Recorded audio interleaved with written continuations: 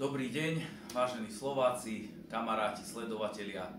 Dneska by som sa vám takto chcel prihovoriť v takomto krátkom rozhovore, pretože podarilo sa mi dostať sem človeka, ktorý mal so sebou takýto krásny postrekovač, mnohí si ho pamätáte, z tých dúhových prajdov, alebo neviem ako by som to nazval, tie pochody úchylákov, ale to, že máte takýto postrekovač, tak tým sa môžete dostať do problémov, pretože život v ľudovej strane, naše Slovensko, nie je všedný, ako je v iných politických stranách, ktoré tzv. Idú s prúdom, ale ako náhle idete proti prúdu, tak sa vám môžu stávať rôzne nepríjemnosti. A Peťo Kováč je môj dlhoročný dobrý kamarát a on práve s tým postrekovačom zažil tortúru a takú šikanu zo strany štátu. Ja by som bol rád, keby nám to trošku opísal, pretože polícia mu potom vystavila papier, ako mu zadržali tie veci, ale on by vám to trošku v takom krátkom čase vysvetlil, čo vlastne išlo a čo sa celé udialo, čiže prosím ťa, skús to trošku sledovateľom vysvetliť, o čo išlo. Tak v júli sme sa zúčastnili na proteste proti LGBT v Bratislave, proti ľuďom, ktorí si hovoria, že bojujú za svoje práva, pričom to LGBT je proste propaganda, ktorá nemá byť šírená ani medzi deťmi v školách, škôlkach, ani v kultúre, ani v športe. Je to niečo nenormálne, je to abnormálne, je to deviácia. Deviácia znamená v preklade odchýlka, je to odchýlka od normálu.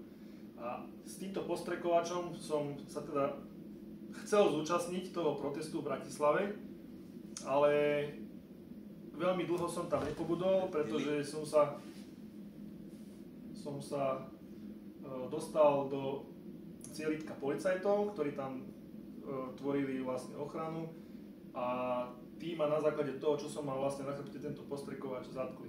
Ale dobre, oni ťa zadržali, hej, akože si nejaký extrémista, alebo máš niečo extrémistické, ale nerozumiem tomu, že prečo tí policajti sa nespýtajú, že čo tam vlastne máš a že to mohli teoreticky skúsiť, o čo tam ide, nie? Áno, oni sa ma snažili ste sa im to nejako vysvetliť? Áno, oni sa ma aj spýtali, že čo tam mám. Ja som povedal, že mám tam asi 2 litre vody čistej. Čomu oni nechceli veriť, povedali, že musí to byť podrobené expertíze. Na to tam prišiel potom môj stranický kolega, Marcel Urban, ktorý si priamo z toho postrekovača strekol do úst a povedal, naozaj potvrdil tým, že je tam naozaj len čistá voda. Ale oni stále trvali na tom, že ťa musia zadržať a že musia to podrobiť expertíze. Áno. Lebo čítam tuto, že potvrdenie o zaistení veci, žltý postrekovač s modrým uzáverom značky Gloria s nápisom postrek proti buzerantom. Že to bol opis veci.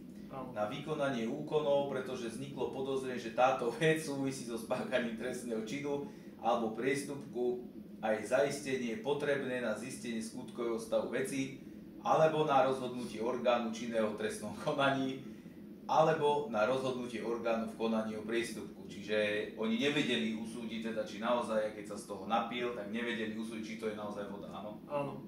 Ja som im hovoril teda, že je to postrekovač s vodou a ten policajt, ktorý ma zatýkal, povedal, že pravdepodobne sa jedná o extrémistický materiál a musí byť predvedený na obvodné oddelenie. Tak som teda s nimi nedobrovoľne, ale teda odišiel ku autu ich, kde mi bol postrekovač odobratý. Tam sa ma ešte spýtal ten službu konajúci policajt, že či chcem byť, či pôjdem dobrovoľne, alebo teda, že či mi má nasadiť puta, tak som povedal, tak dajte mi tu puta, ale nech to má nejakú vážnosť. A tak mi si zasrandovali, potom som nastúpil do auta a bol som odvezený na to obvodné oddelenie na Sasínkovú.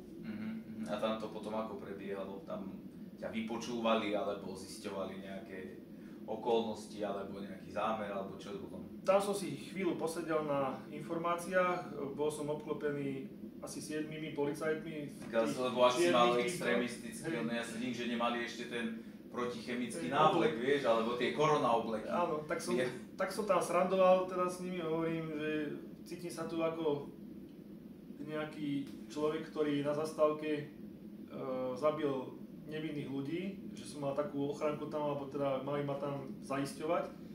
A čakali sme na policajta, ktorý mal so mnou spisovať vlastne moju výpoveď a nejaké to podanie vysvetlenia. No a potom čo? Potom ťa normálne pustili, akože... Potom prišiel vlastne ten službu konajúci po nejakej pol hodine.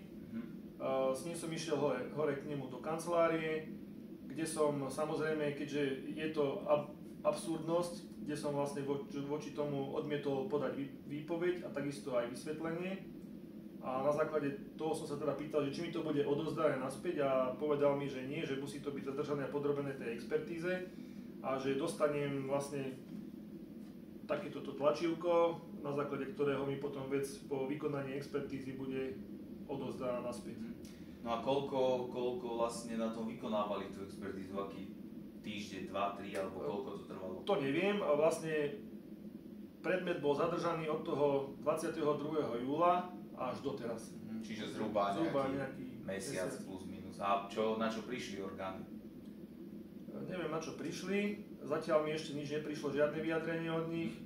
Ale vec akože vrátili. Vec vrátili. Áno. No a ešte to ako čerešničku musím povedať, že keď som odtiaľ odchádzal, tak teraz sme sa rozlúčili a hovorím, že teda som veľmi naštvaný, pretože som chcel ísť do Karlovej Vsi, kde mám záhradku, kde som chcel ísť postrekovať na stromčekoch vožky tých buzerantov.